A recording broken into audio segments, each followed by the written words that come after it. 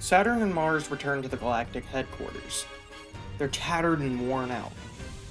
But all the same, they aren't going to stop now. Saturn holds up a timer ball, and Mars does the same. All that time they put into their own battles, at least, had a good result. Now it was time to enact their plan. While Jupiter has the grunts rapidly vibrate the large legend plate using different machines, Saturn and Mars bring out the space-time duo. We continue our story as Ash and the gang finally make it to Generation City. Passing by large portions of the town, they're soon met with a quaint little village. They curiously walk around the village, seeing all sorts of people dressed in vintage kimonos. Soon, they're greeted by someone. It's actually Byron, the gym leader of Canalave. Byron gladly greets the group, happy to see Ash again. We get a little moment to reminisce on Ash's previous battle with Byron, before he asks how they're enjoying the festivities. Goh, a little intimidated by the loud and brash man standing before them, does manage to say that they had gotten here only moments ago, so they haven't done much. Byron nods, saying if that's the case, the first thing they'll need to do is get a kimono. Luckily, their region's champion is renting them out to people for the day.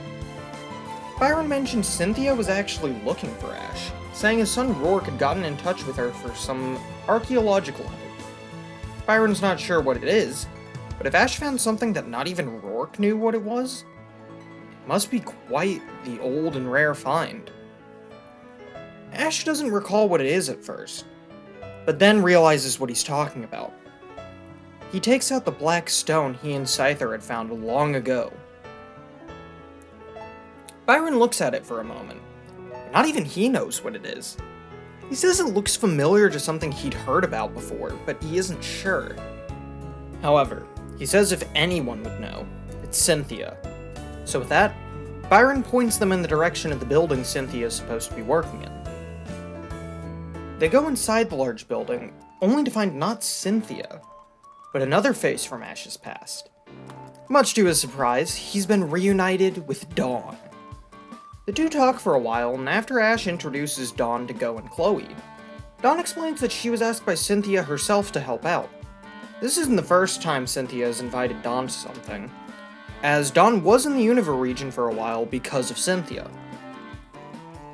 Speaking of which, Cynthia now makes her entrance. Chloe points out the old-timey aesthetic of the outfits they're wearing, to which Cynthia says they're styled to represent what was worn in the past. She quickly gets the trio fitted into their own, before she takes them all down a hallway marked with many paintings. It's here Cynthia explains the meaning behind the Sinnoh Festival. Long ago, before people and Pokemon truly became friends, the Sinnoh region was a place of diverse climate and horrid weather. This region was known for years as the Hisui region. For a long time, Jubilife Village, the namesake of current-day Jubilife City, stood as a haven for people wanting to be safe from the terrifying creatures they called Pokemon. However, after a while, they began to work towards befriending Pokemon. Certain events changed the history of Hisui forever, setting it down the path to become the Sinnoh it is today. Cynthia also begins to share some of the Pokemon available at that time. The trio get to see different forms of Pokemon, like Growlithe and Braviary. They see evolutions of Pokemon, these evolutions being called Basculegion and Weirdeer.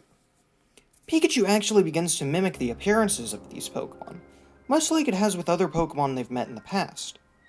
Goh wishes he can catch these Pokemon, to which Dawn mentions some researchers are working to find out why Pokemon no longer look the way they did back then. In fact, many Pokemon can't even be found in Sinnoh, when they could be in Hisui. It's at that point Ash sees another painting. It's of 5 different Pokemon. Some of them look like Pokemon he's seen before: Lilligant, Arcanine, Electrode, and Avalugg. However, the one in the center, he doesn't recognize at all. Cynthia notices his intrigue and tells him that the painting is supposed to depict a strong group of Pokemon, blessed by Arceus, known as the noble Pokemon of Hisui. The one in the center was known as Kleavor, and while many of what they once knew about these Pokemon is gone, they do still know that Kleavor was a mighty bug-type Pokemon, reigning over what is now Eterna Forest. Which brings Cynthia to what Rourke had talked to her about. She tells Ash she did some research alongside Hoenn's champion and stone expert, Stephen Stone. The stone was one that was actually relatively uncommon in Hisui, but it was documented. Ash takes out the stone, letting Cynthia see it for herself. She holds it up, admiring the glossy look of it. Then she tells Ash from her and Stephen's findings, it appears to be a thing called Black Augurite. And from what they could find, it has a connection to the ancient Pokemon Kleavor. Dawn jumps in, asking where Ash got it, to which he explains that he found it alongside his Darmanitan, Lucario, and Scyther, back when they were in Orberg City. He mentions that Scyther took a liking to it, and so he decided to keep it. Cynthia finds this interesting, also recalling a strong bug-type Pokemon from when she and Ash met in Salacion Town.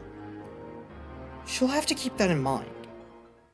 However, now it's time for one of the first events of the festival, a catching competition, in which trainers will go searching for and attempt to catch one of the Pokemon considered the starters of the Hisui region. These, of course, are revealed to be the Pokemon Rowlet, Cyndaquil, and Oshawott. Ash recalls his own Rowlet, Quilava, and Oshawott briefly, and Dawn also mentions she has a Quilava as well. Goh, Dawn, and Chloe decide to compete in the catching competition. So once the groups are decided, they're given a special, odd, and old-timey Pokeball. With that, the whistle is blown, and they're off to go capture the Pokemon for themselves. They search high and low, splitting off from each other as they're now rivals in this competition. The first one of them to find a Pokemon is actually Dawn, who finds Rowlet.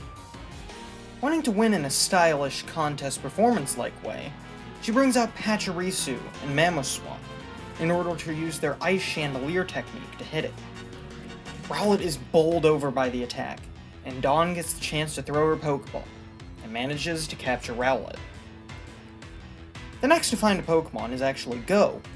However, many of the other competitors do at the same time.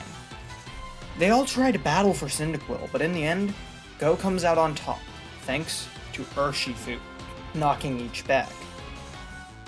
Goh then tries to catch the Cyndaquil, but it hits him with a flamethrower before running away. Luckily, Goh is able to use Sobble to propel his Pokeball, hitting Cyndaquil and managing to capture it as well. Finally, there's Chloe, who after a long time, decides to use her Pokemon partners to lure out one of the Hisui starters. She calls out Bulbasaur, and uses her Sweet Scent move. This manages to bring out the Oshawott, who starts to get along with Bulbasaur. Chloe then brings out her other Pokemon, and they all get to know Oshawott well.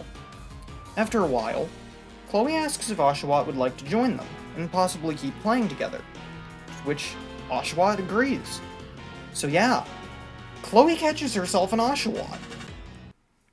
With that, the catching competition comes to a close.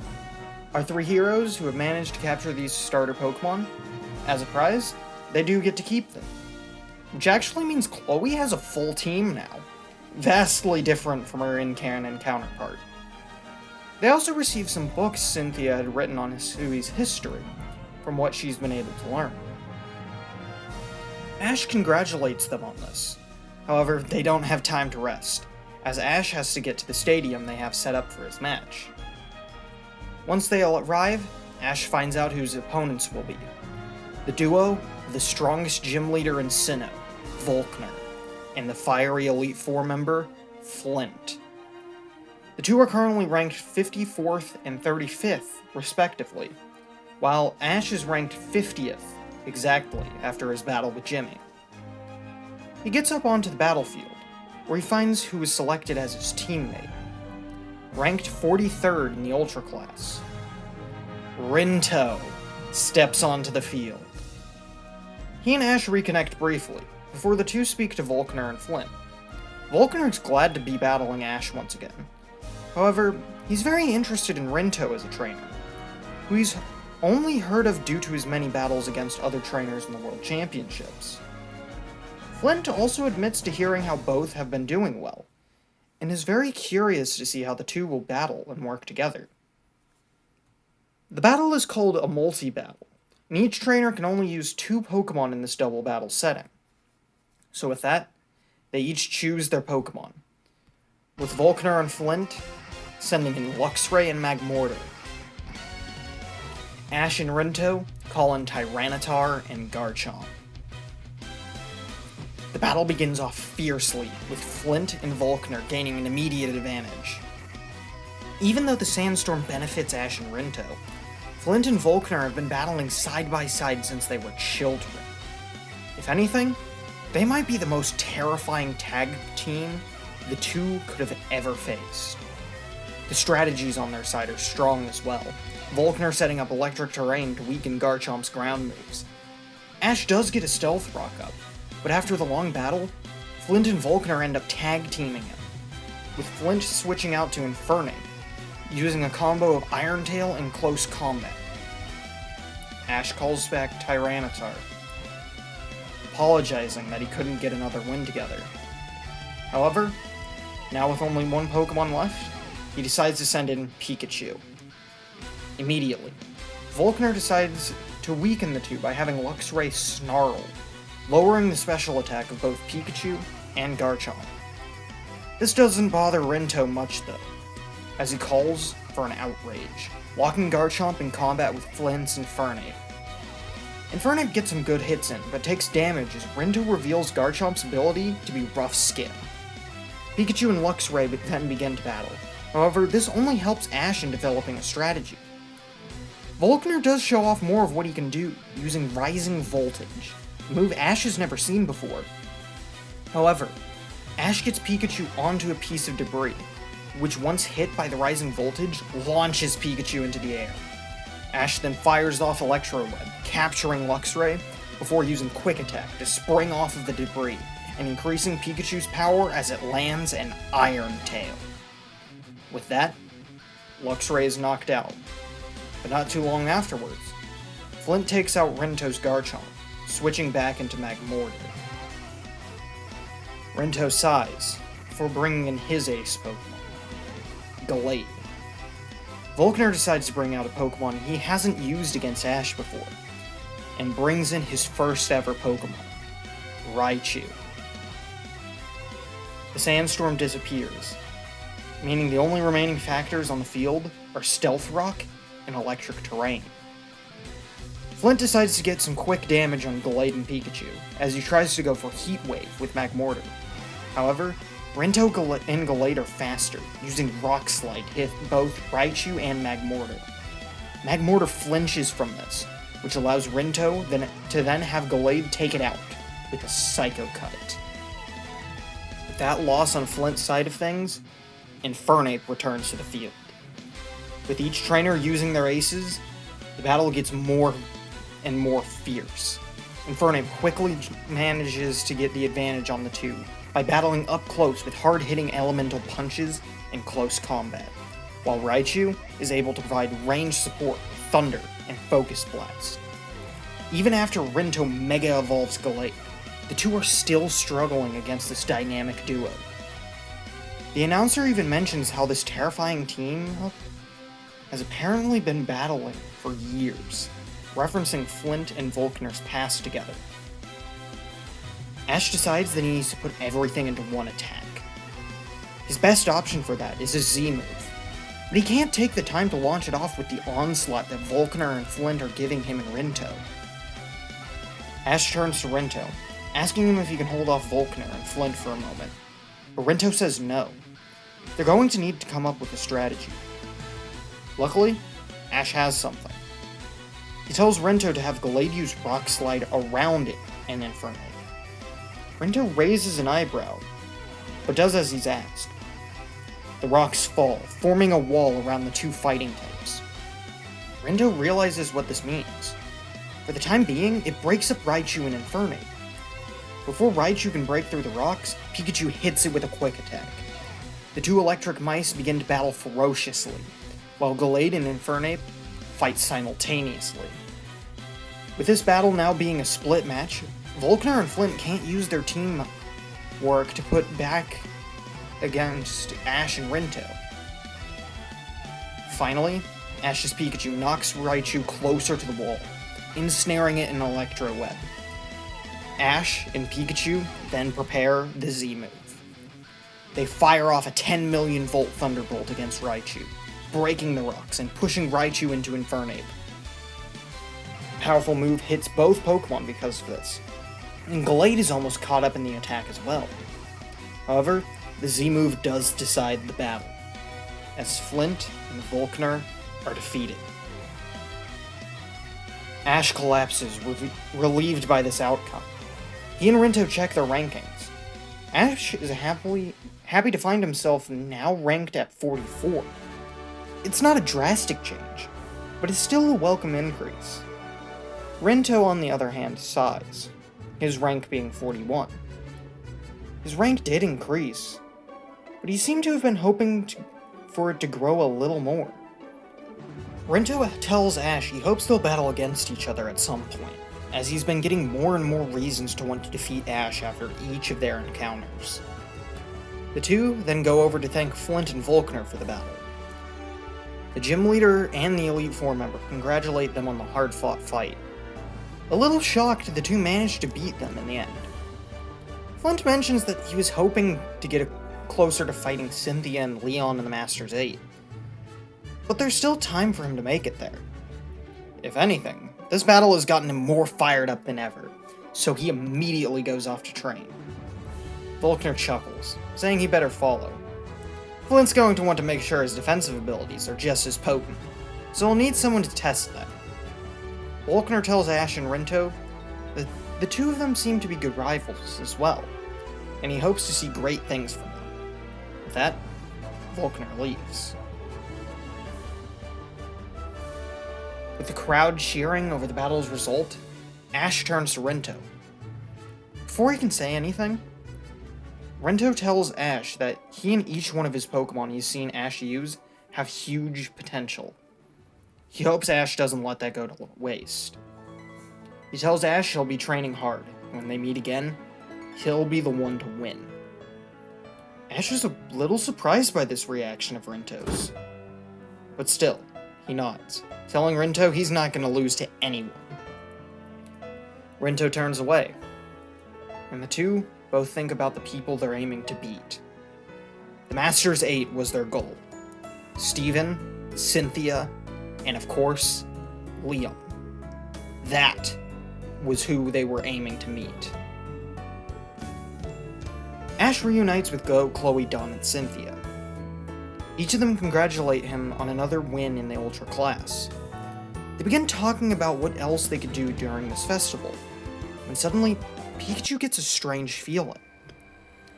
Some sort of disturbance is coming from Mount Coronet, and Pikachu tries to tell the others that this problem exists.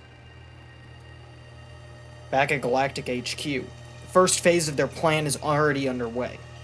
Their use of the Legend Plate is amplifying Roar of Time and Spatial Rend, causing a space-time warp. Saturn announces to the members of Team Galactic that their preparations are complete. Finally, with the power they hold, they'll be able to bring Cyrus back by opening this new space-time gate. They all must prepare now for the rest of their plan to be enacted. They start off by deploying an energy cannon on the roof of their base. Aiming it at the sky above Mount Coronet, the energy from Dialga and Palkia is fired through it, in order to create a rift in space and time. Jupiter tells them to give it more power, as it already seems to be going smoothly.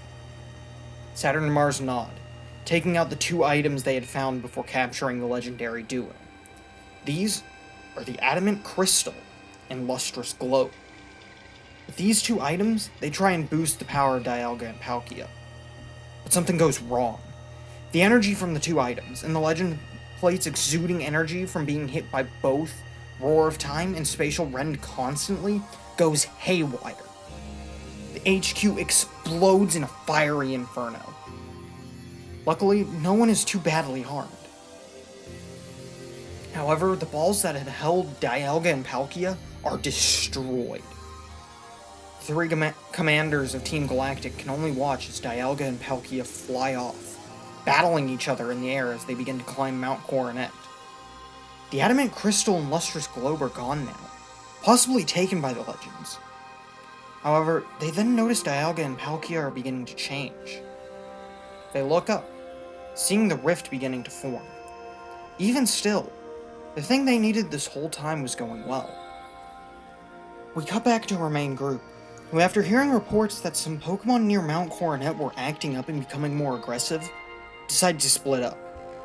Cynthia says she'll get more of the gym leaders at the festival to go check out other locations, and the group of 4 are told to check Vermilion City. To speed up their travel, Ash and Dawn bring out Dragonite and Togekiss. Ash and Goh hop on Dragonite, while Dawn and Chloe hop on Togekiss, and the 4 fly off. As they fly, they look up, seeing a space-time rift beginning to form. They all question it, but being in a hurry, they can't dwell on it for too long. When they land in Orberg, they find multiple people being attacked by wild Bronzor, Chingling, and Bronzong, each of which have glowing red eyes. The group each send out their own Pokemon, Ash bringing out Scyther to assist Dragonite and Pikachu, while Goh, Dawn, and Chloe bring out Urshifu, Piplup, and Yamper respectively. The group all battle hard, eventually managing to calm down the aggressive Pokemon. But their Pokemon do get pretty badly wounded, so they all go to the Pokemon Center. Once there, they check in their Pokemon. However, Scyther refuses to get treated for some reason. Ash tries to get Scyther to go with Nurse Joy, but no matter what, the Bug-type just won't listen. As the others look at the news of the many strange events now happening around Sinnoh, a familiar voice calls Scyther strong-willed, much like his trainer. The group turn to find none other than Brock. Ash and Dawn are glad to be reunited with him, and introduce him to Goh and Chloe. Goh actually mentions Ash has told him a lot about Brock already. When they ask what he's doing here, Brock tells them he recently got a job as an aide in order to train to become a Pokemon doctor. As he tells them about his own journeys as of late, his Krogunk and Blissey walk up. Ash and Dawn notice it as the Chansey he had now fully evolved, which they congratulate him on. Brock then asks what they're doing there, to which the group begin to explain what the news is covering. Little do they know, in another plane of existence stands the Alpha Pokemon, Arceus. Just like all the other Pokemon, it too has felt the disturbance created by Team Galactic. However, it does not feel the need to handle the situation itself. With this, Arceus dispatches the Lake Trio, Azelf, Mesprit, and Uxie, to deal with this disturbance. After getting informed and the group's Pokemon return from their treatment, Brock agrees to help them.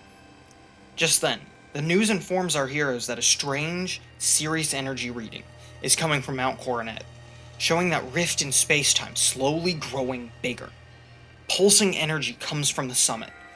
The others in the Pokemon Center watch in terror. However, our heroes agree this is the time for action. Scyther is determined, and Ash decides that he'll let Scyther stay out in order to help as much as its heart desires. Chloe looks a little worried, but Dawn assures her that they'll be able to do the best they can in order to solve this, and not to worry. Chloe nervously smiles, wanting to believe Dawn's words. Goh brings up the fact they'll probably need Dragonite and Togekiss to fly them there, but Brock says that won't be necessary. Pokemon Center has a vehicle they use when they need to make house visits, and they can use them to get to Mount Coronet. He then turns asking Nurse Joy if that's alright, which she allows it, telling them all to be safe. Of course, Brock takes the moment to make a declaration of love, telling her not to worry, because Brock will return to her. Of course, he gets poison jabbed by Krogunk, and backpedals from us. With that, the group races over to the car. They each get in, and with Brock as the driver, they're off to Mount Coronet. As they drive up the mountain, Ash, Dawn, and Brock sense a familiar presence.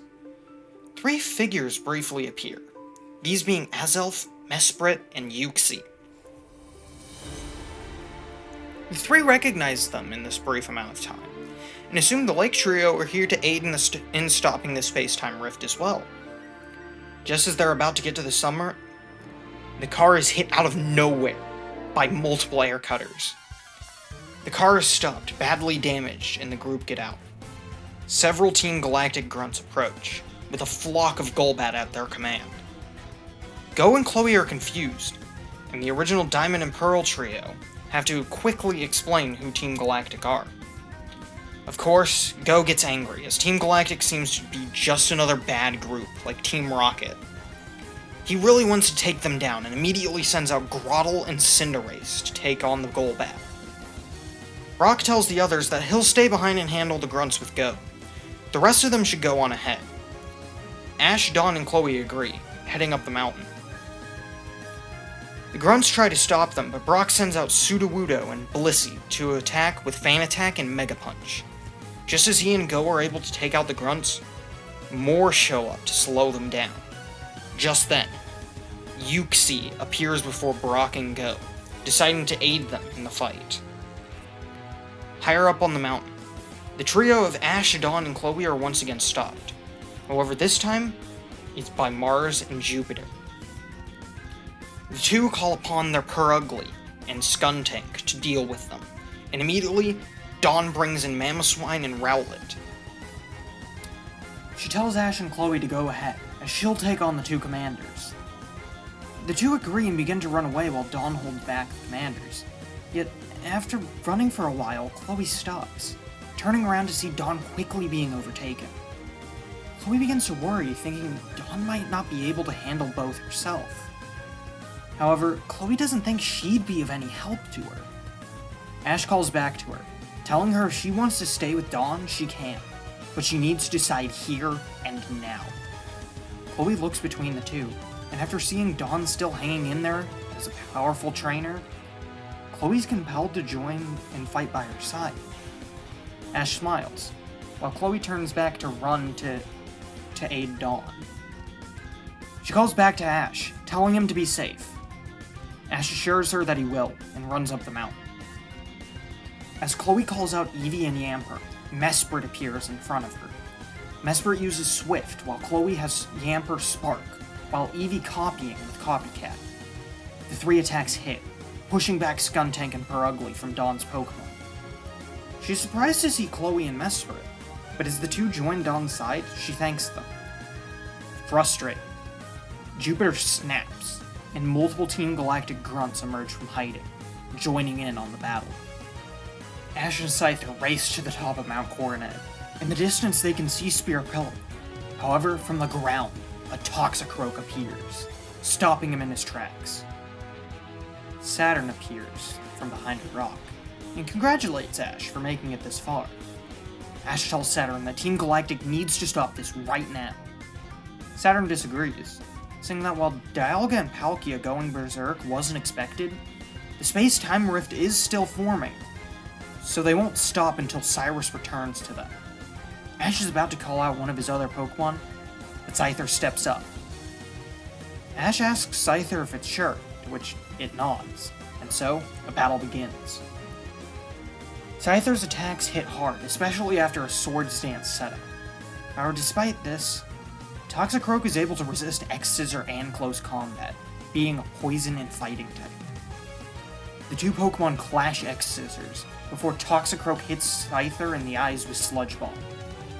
Ash begins to worry Scyther might need backup, and grabs Tyranitar's Pokeball, only for Scyther to call back, not wanting Ash to give it any more help.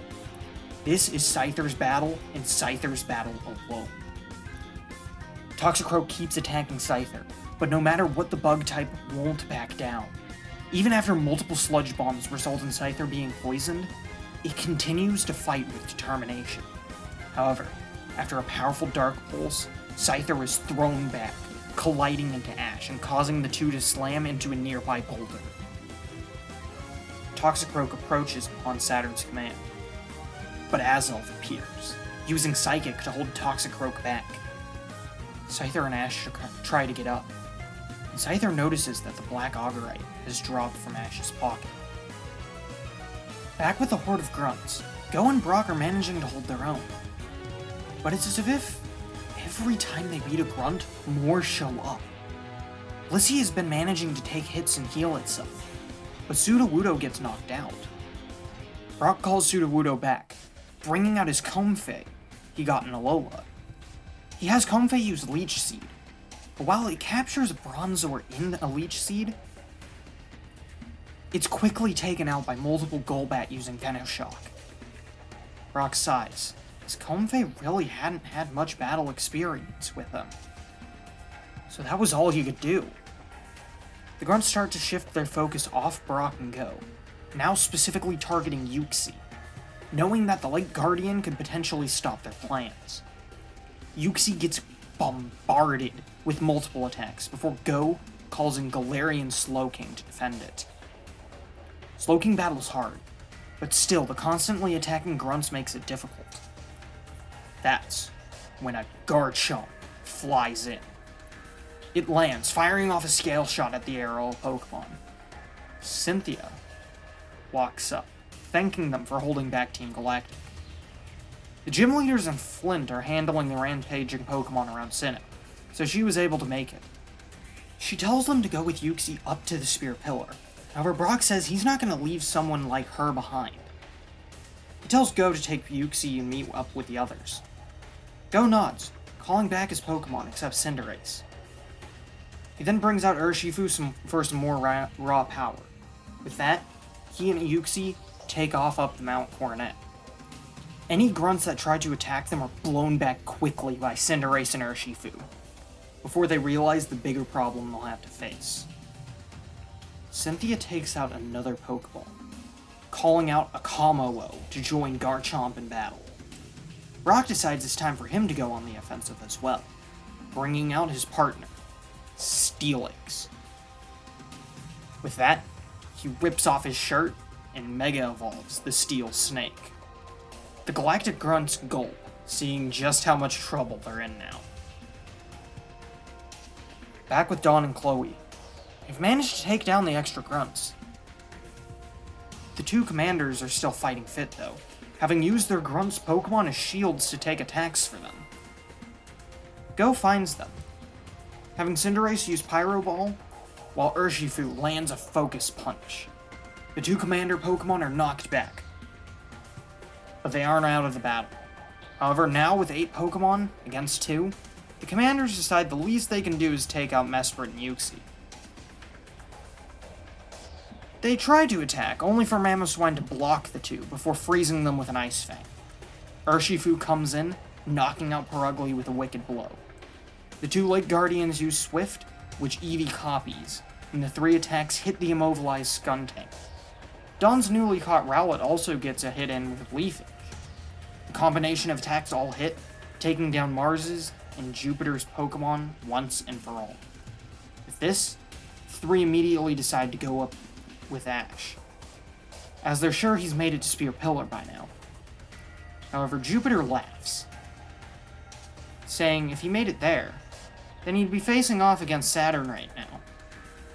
The 3 realize that Ash could be in trouble, and so they immediately race to the top. Toxicroak starts beating back Azelf with Dark Pulse and X-Scissor. Saturn isn't letting Azelf get any room in to attack. Ash seems to be knocked out cold, but there's still Scyther, who's reaching out for the Black Augurite. Slowly but surely, it inches its Scython closer to the stone. Azelf looks back, seeing Scyther struggle to keep fighting. Before it gets hit with another attack, it uses Psychic to lift the Black Augurite, allowing it to touch Scyther. At that moment, Scyther and the Black Augurite begin to glow.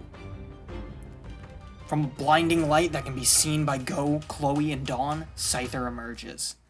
But it's no longer Scyther. It's now taken the form of the Pokemon from Sinnoh's past, similar to that of the noble Pokemon that reigned over the Eterna Forest of the past. This was Kleavor. Saturn and Toxicroak are shocked. Seeing this Pokemon they've barely even heard tales of about. Kleavor rushes in, its two large stone axe arms at the ready. It strikes Toxicroak with a critical X-Scissor. Toxicroak tries to use Sludge Bomb on Kleavor's eyes, but the bug type cuts them in half with its spinning slice. It then puts the two axes together to make one. And just as Ash begins to regain consciousness, Scyther uses its brand new move, Stone Axe. Toxicroak is defeated. Saturn is about to call out another Pokemon, when he gets a look at the menacing glare he's receiving from Kleavor. Saturn freezes in place before admitting defeat. Ash gets up, going over to Kleavor. He can barely process that this is actually his Scyther.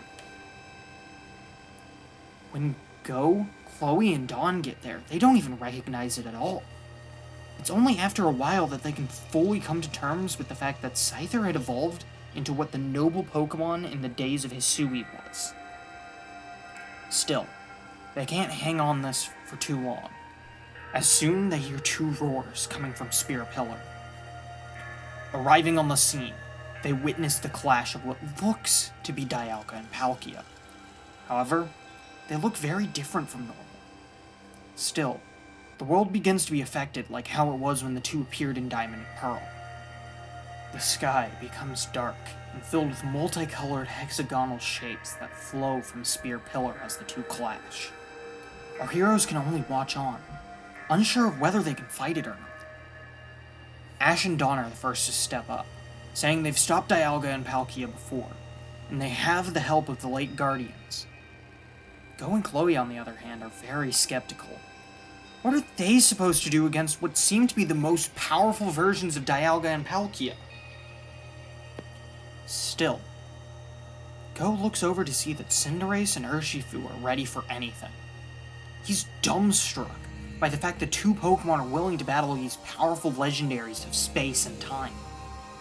But because of this, he has a little more confidence. Chloe's a little unsure of herself, as she's not a battler.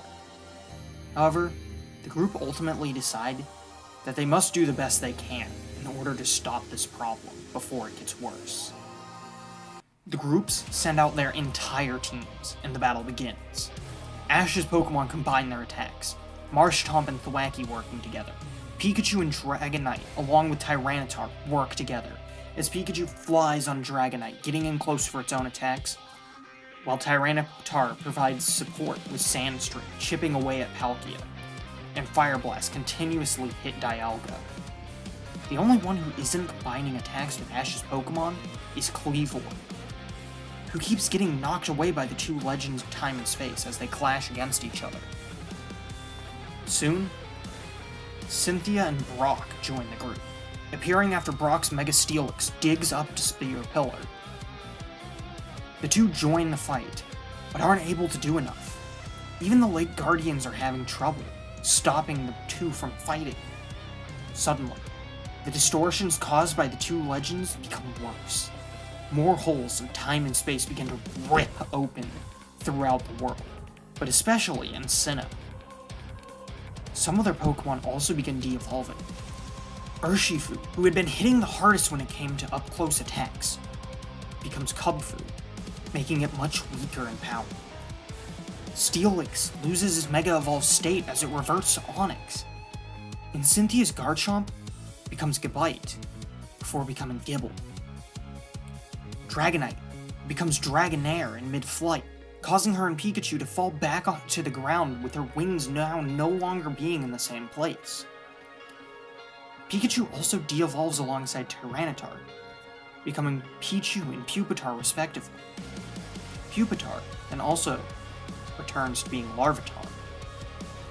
Ash races over to protect his Pokemon partners, only for Dialga to call a Draco Meteor around all of Spear Pillar. As a meteor is about to fall on Ash, he shields them, only for Kleavor to step in, slashing the meteor in half.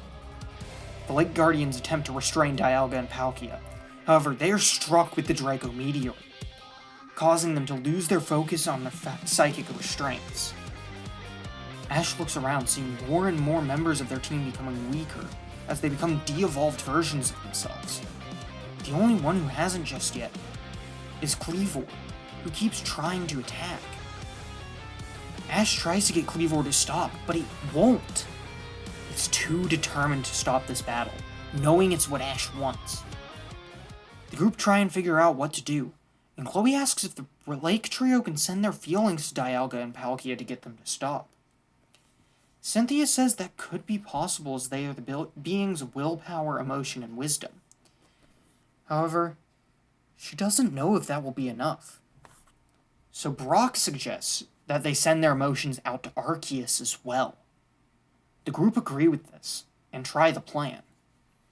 They all try as hard as they can to project their emotions through the Lake Trio. Just when they're about to lose hope, a golden image of Arceus appears in the sky, followed by a lightning bolt which crashes down on Kleavor. The bolt confuses Dialga and Palkia. However, when it disappears, Kleavor is revealed to be shining with a golden energy, before the Arceus sky image disappears. The group are also given bags with what Cynthia figures out are bombs. Half the bags are blue, while the other half are white and purple. It doesn't take them long to figure out that they're supposed to throw these at Dialga and Palkia, hoping this will somehow calm them down. The group tries this, running around and tactically throwing the bombs while a powered-up Kleavor attacks the two legends. The legends are still stronger than it, but Kleavor's determination keeps it going, allowing the group to continue throwing the bombs at Dialga and Palkia. After a while of landing these bombs and Kleavor's attacking, it finally works. As Dialga and Palkia calm down, the rifts begin to disappear, including the one Team Galactic had hoped would bring Cyrus back to them. Their Pokemon also begin reverting back to normal, with Kleavor also losing the power it had gained. As the space-time duo begin to fly away, Goh manages to get a photo of them, exclaiming that he could send this to Project Mew in hopes that it will get him some bonus points for his attempt to join the official Chasers group. As the sun rises on a new day, the group is glad to see things returning to normal. Ash and Dawn high-five like they would in the Diamond and Pearl anime. Cynthia tells them that she'll have the police up here to take care of Team Galactic. So the group begins to wind down after all this. They decide to head back to Canalive City, before they all have to part ways. Cynthia says she'll wait for the police, though. But she does tell Ash she looks forward to seeing if he makes it to the Master's aid. With that, they part ways. The group soon parts ways completely, Dawn and Brock seeing the trio off as they board a boat back to Kanto. Dawn and Chloe actually seem to have hit it off and decide to stay in contact. Goh also gets more interested in the knowledge Brock has of Pokemon, so Brock says he can contact him at any time for tips on Pokemon. Although, after hearing their relationship with Professor Cerise, he says that Professor Cerise could give Goh just as many tips. He might even want to talk with the professor himself sometime. The members of the Diamond and Pearl group wish them all luck on their journeys, hoping they'll be able to achieve their goals. With that, they leave. We cut back to the Team Galactic HQ, where some of Oleana's underlings are picking up the legend plate. They contact Oleana, telling them they've retrieved it, but Team Galactic are nowhere to be found. Oleana says this is fine, as they only needed the plate, and the partnership was temporary anyways. Whatever happened to them and their base, it didn't affect her, and it won't matter to the boss. She tells them to bring it back as soon as possible, in order for them to continue Project Eternal. Oleana ends the call, before looking at a screen showing the place the legendary had barely managed to capture is slumbering. And that is where we are going to leave things for right now. So what do you guys think? Are you happy to see Scyther is now fully evolved into its Hisuian evolution? How do you feel about my Pokemon Legends arc? And what do you think is going to happen with Project Eternal? Let me know in the comments below, and I will see you guys in the next one. Bye!